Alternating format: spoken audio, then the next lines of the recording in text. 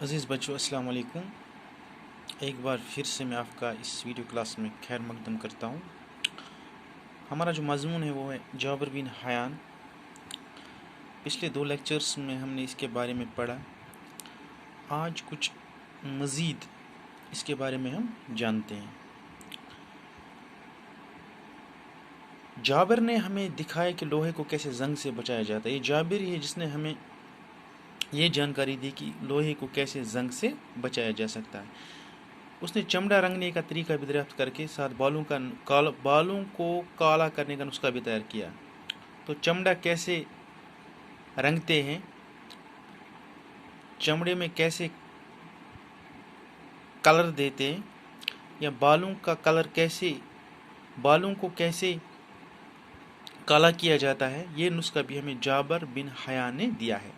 عرق کشید کرنے کا بھی آلہ اسی ذہن کیمیا گر کی ایجاد ہے۔ تو جابر ہی تھا جس نے عرق کشید کرنے کا آلہ بھی تیار کیا۔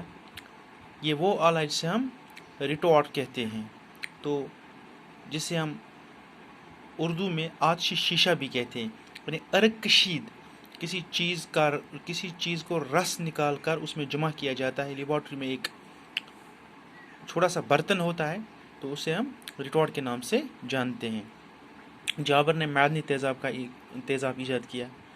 تیزاب ایک نہایت ہی کار آمد کیمیا ہے۔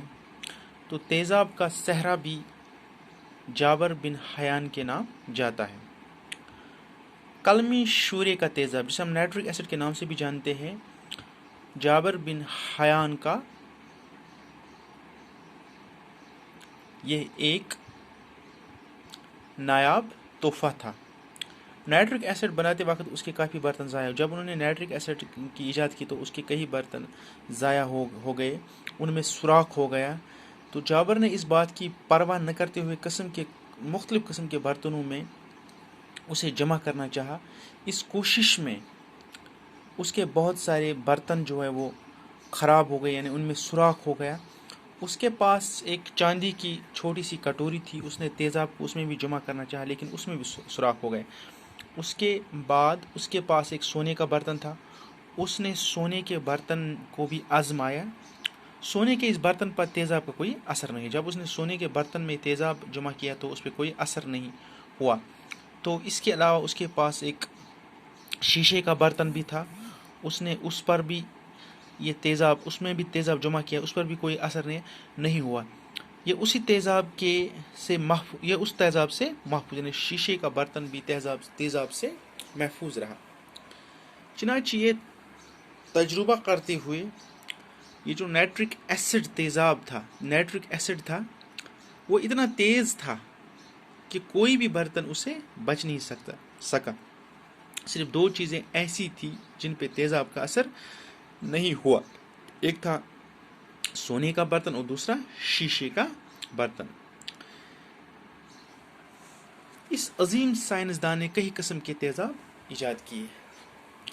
اس نے سونا پگھلانے والا تیزاب بھی ایجاد کیا، تو جس سے سونا پگھلایا جاتا ہے وہ تیزاب بھی جابر بن حیان نے ایجاد کیا۔ مختلف قسم کے تیزاب تیار کرتے وقت اس کی آنکھیں خراب ہو گئی۔ طرح تیزاب بناتے وقت اس کی انگلیاں تک جل گئی۔ تو اس کی تیزاب بناتے وقت اس کی آنکھوں پر بھی اثر ہو گیا، آنکھیں اس کی خراب ہو گئی اور اس کی انگلیاں بھی جل گئی، لیکن اس نے تحقیق کا کام نہیں چھوڑا۔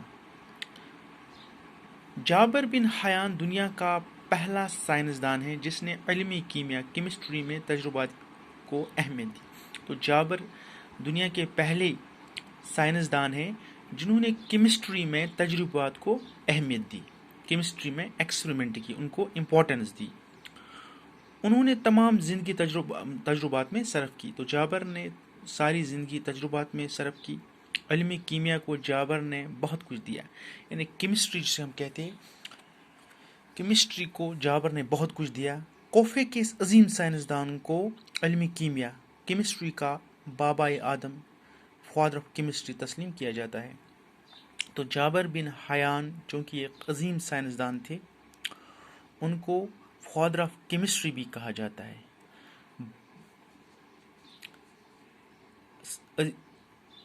Father of chemistry, بابائے Adam chemistry کا بابا آدم بھی کہا جاتا ہے۔ Thank you.